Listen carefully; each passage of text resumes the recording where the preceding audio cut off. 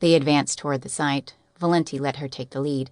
She wasn't so much trying to find any visual clues as she was attempting to attune herself to the area. That, and sniffing out odors that might still be clinging to the bushes, the grass, and the leaves. As she drew closer to the location where the body had been partially buried, she noticed something unusual and threw up a hand. Valenti abruptly halted. "What?" She pointed to the ground. "That's fresh." "What is?" Keeping to her tracks, he advanced forward until he was directly behind her.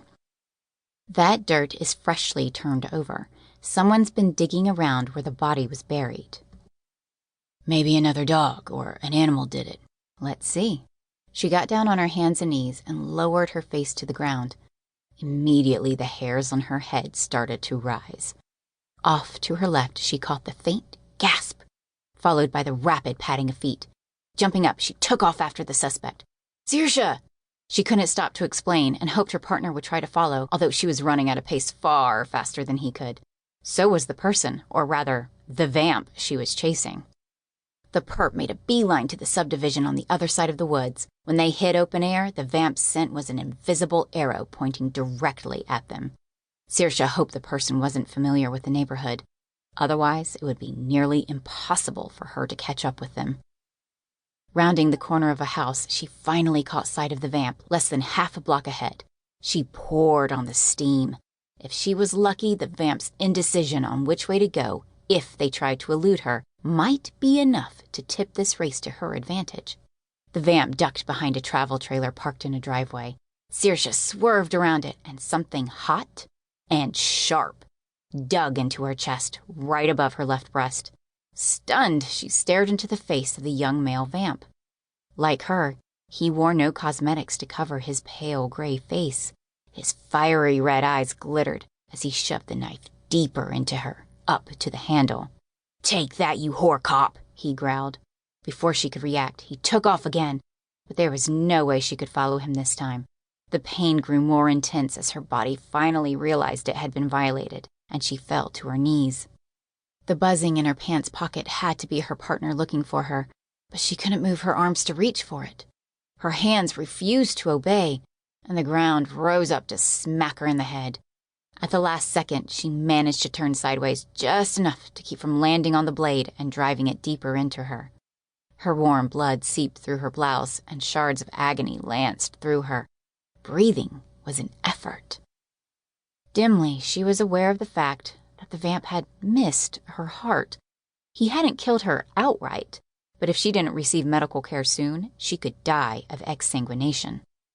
Somewhere in the background, she heard a siren wail. It drew closer, but she couldn't flag it down. She couldn't call out for help. All she was able to do was lie there and feel her lifeblood oozing out, puddling on the grass beneath her. Faintly, she thought she heard someone yelling her name.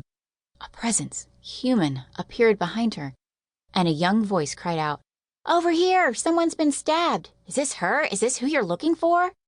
It was a kid. Then Jake showed up, dropping down beside her. His face was pasty white with fear.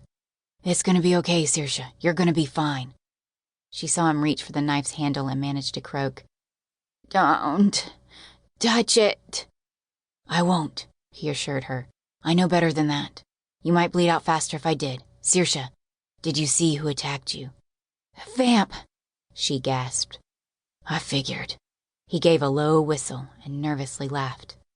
"Damn, I knew your kind could run faster, but that was awesome." "Jake." "Shh, save your breath. EMS is on its way." "Go back to site. Try to find what he was looking for." He frowned at her. "I will." He brushed a lock of hair away from her face as he stared at her. Concern etched worry lines around his mouth and eyes. "Don't die on me, partner." "I won't. Idiot. Missed. Heart." She saw him lean over her and closed her eyes. His lips touched her forehead as another wailing vehicle showed up. She was still conscious when EMS techs crossed her field of vision, and she remained awake until they loaded her in the back of the van. It wasn't until the doors closed, cutting off all sight of Jake, that she finally allowed herself to rest.